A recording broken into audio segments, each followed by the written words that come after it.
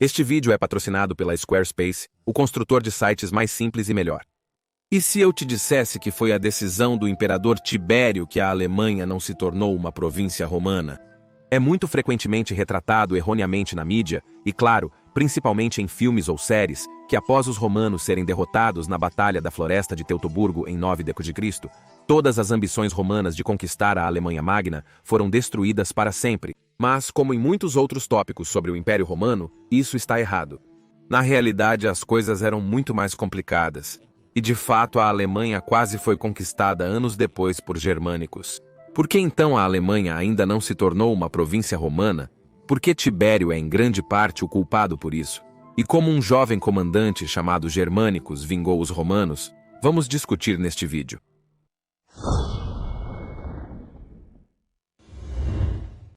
A derrota total e a destruição completa de 3 legiões romanas inteiras na Batalha da Floresta de Teutoburgo ainda captura a imaginação de muitas pessoas até hoje.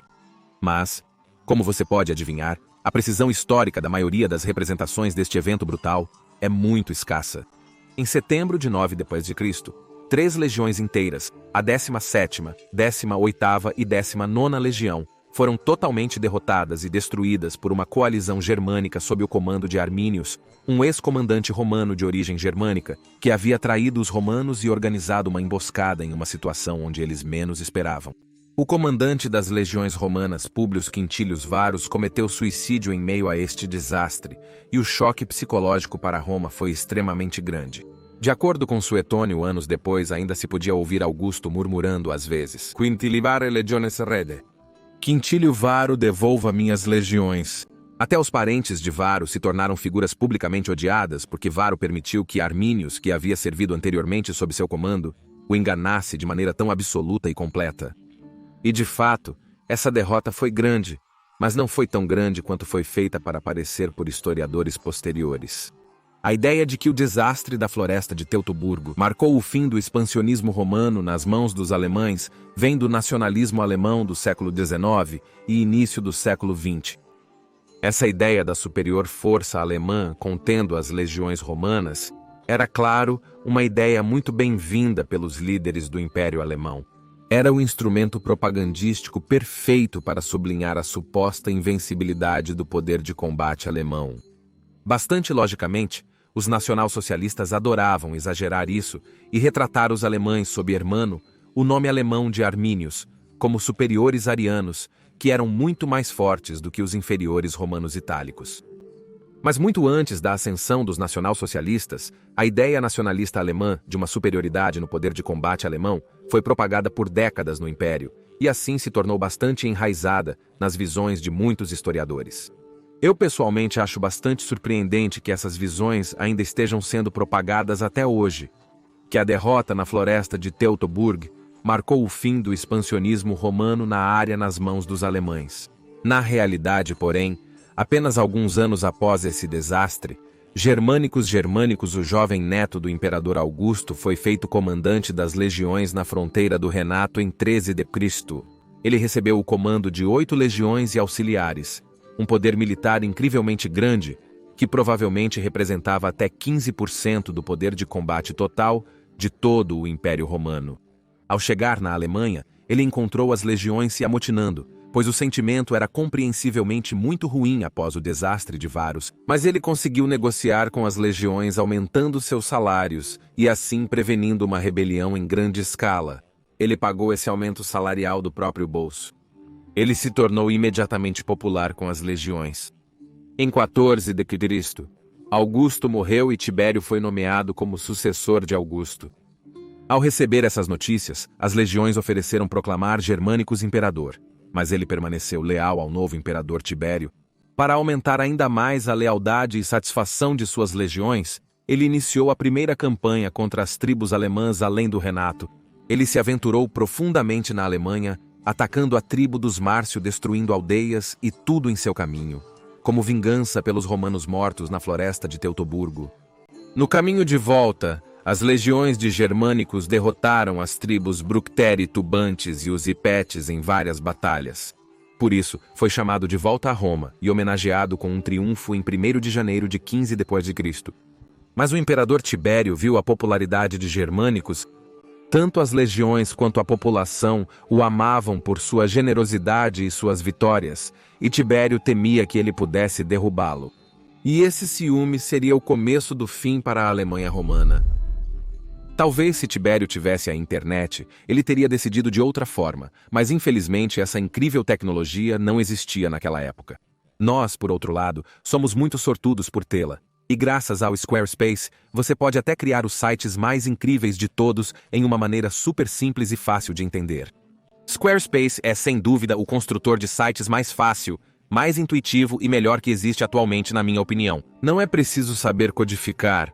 O SEO já está integrado e você tem acesso às ferramentas de análise mais eficazes. Com apenas alguns cliques e arrastando e soltando, você pode criar os sites mais impressionantes e eles já são super otimizados desde o início. Não importa se você quer criar um blog de história, ou uma loja online ou qualquer coisa. Não há maneira melhor do que com o Squarespace, porque você tem todas as ferramentas já integradas. Planejo começar um blog sobre o fim do Império Romano e, quando isso acontecer, com certeza usarei o Squarespace. Então não hesite e vá para squarespace.com para um teste gratuito. E quando estiver pronto para lançar, vá para squarespace.com para economizar 10% na sua primeira compra de um site ou domínio. Ao fazer isso, você não só cria um site incrível sozinho, como também apoia este canal e ajuda a desmistificar os romanos tardios. Obrigado, amigo da história romana. Retornando a Germânicos e Tibério, o caráter de Tibério e seu ciúme de Germânicos, como veremos, foi a verdadeira razão pela qual a Alemanha nunca se tornou uma província romana, o que é frequentemente esquecido de ser mencionado nos livros de história. Após retornar de Roma para a fronteira do Renato Germânicos, imediatamente embarcou em uma segunda campanha contra as tribos germânicas. Ele cruzou o Renato na primavera de 15 d.C., atacando os Chatti e saqueando sua capital, Matium. Durante uma dessas campanhas, ele até conseguiu levar a esposa de Arminius Snelda como prisioneira. Com isso, Arminius Hermano, ele mesmo, chamou sua tribo, os Cherusci, e as tribos vizinhas para as armas.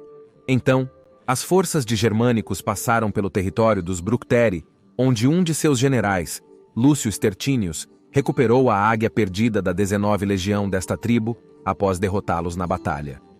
Germânicos continuou saqueando e pilhando tudo em seu caminho, abrindo caminho para o oeste até o local onde a Batalha da Floresta de Teutoburgo havia ocorrido 6 anos antes. Germânicos ordenou o sepultamento dos inúmeros soldados romanos mortos e espalhados pelo chão na batalha. Depois disso, ele atacou os próprios Cherusci, abrindo caminho para o coração deles, em um local que Tácito chamou de Longas Passagens. Pontes Londe Arminius atacou os romanos. Lá, as forças de Germânicos foram inicialmente pegas de surpresa, mas conseguiram reverter a situação. O combate durou 2 dias, mas nenhum dos lados conseguiu alcançar uma vitória decisiva. As perdas de cada lado são desconhecidas. Depois disso, Germânicos decidiu se reagrupar nas bases do Renato para lançar um ataque ainda maior. Isso aconteceu então em 16 d.C., quando ele havia acumulado reforços suficientes para lançar outra campanha, a terceira em território inimigo germânico. Ele ainda comandava 8 legiões além de tropas auxiliares gaulesas e germânicas, um tamanho total de exército que poderia ter chegado a cerca de 80.000 homens. Ele então se aventurou novamente em território Cherusci, e em Ida Visto, perto da moderna Hinteln, na Alemanha, suas forças encontraram as de Arminius. De acordo com Tácito, esta foi uma vitória romana decisiva. Tácito escreve: o inimigo foi massacrado da 5ª hora do dia até o anoitecer, e por 10 milhas o chão estava repleto de cadáveres e armas. Arminius mal escapou desta batalha com sua vida. Segundo Tácito, os romanos vitoriosos ergueram um troféu com os nomes das tribos germânicas derrotadas, o que enfureceu tanto os alemães que eles atacaram os romanos novamente, mas apressadamente e cedo demais. Assim, os romanos venceram outra vez e as tribos germânicas derrotadas se retiraram da cena como puderam. Germânicos então ordenou que algumas de suas forças, sob o comando de Gaius Stelius, marchassem contra os Chatti, devastando seu território, enquanto ele mesmo invadia novamente o território dos Márcio pela 3ª vez e devastava suas terras. Ele forçou Maloventus, o líder derrotado dos Márcio, a revelar a localização de outra das 3 águias perdidas em 9 d.C. Assim, ele também conseguiu recuperar essa águia. Assim, após essas 3 campanhas, Germânicos havia recuperado 2 das 3 águias perdidas na Batalha de Varus, havia derrotado as tribos germânicas entre os rios Renato e Elba, e até mesmo prevenido uma rebelião das próprias legiões após chegar na Alemanha em 13 de Cristo. Germânicos solicitou para lançar uma 4ª e última campanha na Alemanha, que teria subjugado as tribos germânicas de uma vez por todas e teria sido a base para tornar a Alemanha Magna uma província romana. Mas Tibério decidiu de outra forma, e Germânicos foi chamado de volta a Roma pelo imperador, onde chegou no início de 17 d.C., recebendo um grande triunfo por seus sucessos. Agora, naturalmente, você pode supor que essas vitórias de Germânicos não foram mencionadas pelos nacionalistas alemães no final do século XIX, nem pelos socialistas nacionais na década de 1930. É bastante óbvio que, apesar do desastroso revés de Varus, a Alemanha ainda poderia ter se tornado uma província romana. A vitória completa e absoluta dos romanos quase foi alcançada, e a 4ª e última campanha provavelmente teria derrotado completamente toda a resistência restante na Alemanha Magna. Então por que Tibério não fez exatamente isso? Primeiramente, a crescente popularidade de Germânicos fez com que Tibério temesse Germânicos, pois ele facilmente poderia se proclamar imperador, marchar sobre Roma e depor Tibério. É por isso que ele deu a Germânicos um comando diferente no leste, longe da Germânia. E então os romanos geralmente viam a Germania como um país de pouco interesse estratégico, infraestrutura quase inexistente, tribos extremamente hostis e rebeldes, e poucos recursos minerais ou naturais a serem colhidos, exceto, claro, grandes quantidades de madeira. Tornar a Germânia uma província romana teria sido caro, e então Tibério escolheu consolidar o poder romano em vez disso, o que em retrospectiva nunca saberemos se foi uma coisa boa ou ruim. Tibério não travou muitas guerras, não conquistou novos territórios, mas escolheu consolidar o que seu antecessor Augusto havia estabelecido, e assim deixou o império com um enorme superávit orçamentário e uma defesa de fronteira muito vital, e um exército forte. Por outro lado, tornar a Alemanha uma província poderia ter sido útil alguns séculos depois, quando as tribos germânicas começaram a invadir o Império Ocidental, porque muitas das tribos que invadiram o Império nos séculos 2, 3, 4 e 5 d.C.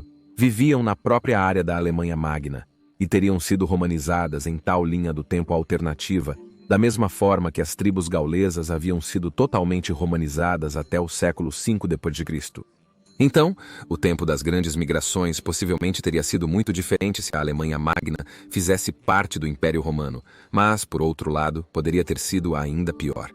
Também se poderia argumentar que esta província teria gerado muitos usurpadores, como vimos com a Britânia em nossa linha do tempo. Então, infelizmente, nunca saberemos o que teria acontecido se Tibério tivesse deixado os germânicos terminar suas campanhas e estabelecer uma província romana naquele território da Alemanha moderna. Uma coisa é certa, o mundo provavelmente seria diferente, ou pelo menos a paisagem política europeia certamente seria.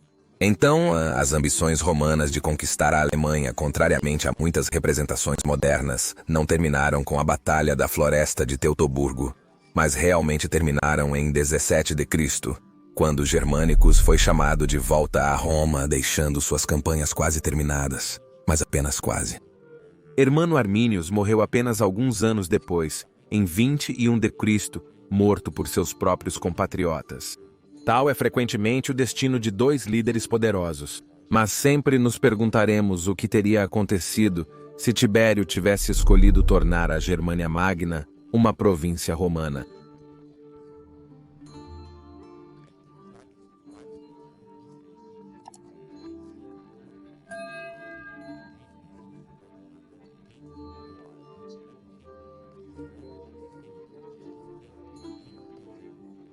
Gostaria também de agradecer a OS nossos novos membros, Sol, Invictus, Maxim Estrela e Tamer Al-Hajiri. Muito obrigado, Maxim e Tamer, por apoiarem este canal de forma tão generosa. Não posso agradecer o suficiente. E gostaria também de agradecer ao nosso novo membro, César Gordon 20 e 4. Muito obrigado, Gordon, pelo seu generoso apoio. Este canal só é possível graças a pessoas incríveis como você. E gostaria de agradecer a cada um e a todos que estão apoiando este canal de qualquer maneira, seja Patreon, associação ao YouTube ou doações pelo PayPal, ou simplesmente assistindo, é claro. Agradeço muito a você, amigo. Para aprender sobre a queda do Império Romano do Ocidente, assista ao vídeo no canto superior direito. Se quiser entender o que essa queda significou para Roma, pode assistir ao outro vídeo no canto inferior direito. Agradeço mais uma vez aos amigos da história romana. Gratias tibiago e benevolete.